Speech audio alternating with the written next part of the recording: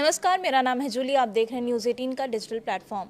नए साल में नए बजट को लेकर केंद्र सरकार की तैयारी पूरी हो गई है और इस बार के बजट में दो बातें खास होने वाली हैं।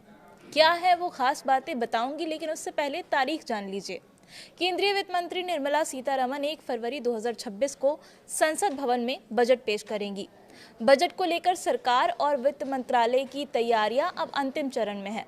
28 जनवरी 2026 को राष्ट्रपति के भाषण के साथ संसद का बजट सत्र शुरू होने की संभावना है। इसी के साथ 1 फरवरी को बजट पेश होने की संभावना जताई जा रही है। सत्र का पहला चरण लगभग 3 हफ्ते तक चलने की उम्मीद है और इसमें राष्ट्रपति के अभिभाषण पर चर्चा, केंद्रीय बजट पेश करना, बजटीय प्रस्तावों पर बहस और वित्त विधेयक पेश करना शामिल होगा। प्रधानमंत्री नरेंद्र मोदी से राष्ट्रपति के अभिभाषण पर बहस का जवाब देने की भी उम्मीद है। सत्र का दूसरा चरण, जो लगभग 4 हफ्ते तक चलने की संभावना है, उसमें प्रमुख सरकारी विधेयकों को पारित करने और मंत्रालयों में अनुदान मांगों पर चर्चा करने के मुद्दे केंद्रित रहेंगे। किसानों से लेकर नौकरी पेशा लोगों तक, शिक्षा से लेकर रेलवे और इंफ्रास्ट्रक्चर तक हर वर्ग के लोग इस बजट का बेसब्री से इंतजार कर रहे हैं। इस बजट को लेकर के काफ़ी सारी उम्मीदें जुड़ी हुई हैं। और अब आते हैं बजट की दो खास बातों पर। तो पहली खास बात यह है कि भारत का आम बजट पहली बार रविवार के दिन पेश किया जाने वाला है। इस साल 1 फरवरी को रविवार का दिन पड़ रहा है और पहली बार बजट रविवार को पेश होगा। इस दिन गुरु रविदास जयंती भी है, जिसके कारण कई जगहों पर छुट्टी रहेगी।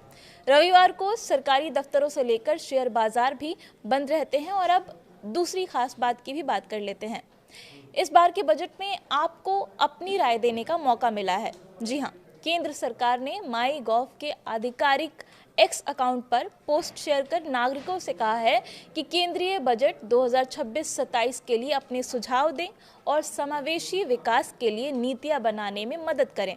इसका मतलब है कि आप सरकार तक टैक्स, महंगाई, रोजगार, शिक्षा व्यवस्था या स्वास्थ्य व्यवस्था या फिर किसी भी मुद्दे पर अपनी राय पहुंचा सकते हैं।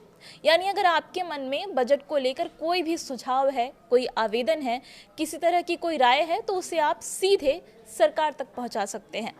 ये पहल आम लोगों की भागीदारी बढ़ाने की दिशा में बहुत बड़ा कदम माना जा रहा है। 2026-27 के बजट का सभी को बेसब्री से इंतजार है। खासकर अमेरिका के टैरिफ से लेकर वैश्विक तनाव के बीच बजट में क्या कुछ खास होगा, इस पर सभी की नज़र टिकी हुई है। अनुमान है कि देश की विकास दर को बढ़ाने के लिए सरकार बजट में कुछ बड़े ऐलान कर सकती है। सरकार आयकर दाताओं की संख्या बढ़ाने पर जोर दे सकती है, क्योंकि वर्तमान में 150 करोड़ की आबादी में से केवल 3 से 3.5 करोड़ लोग ही आयकर का भुगतान करते हैं। पिछली बार 12 लाख की आय पर छूट एक महत्वपूर्ण कदम था। अब इस साल के बजट में सरकार क्या फैसले लेती है, इस पर सबकी नज़र है। और 1 फरवरी को जब वित्त मंत्री निर्मला सीतारमण बजट पेश करेंगी तो सारी बातें साफ हो जाएंगी।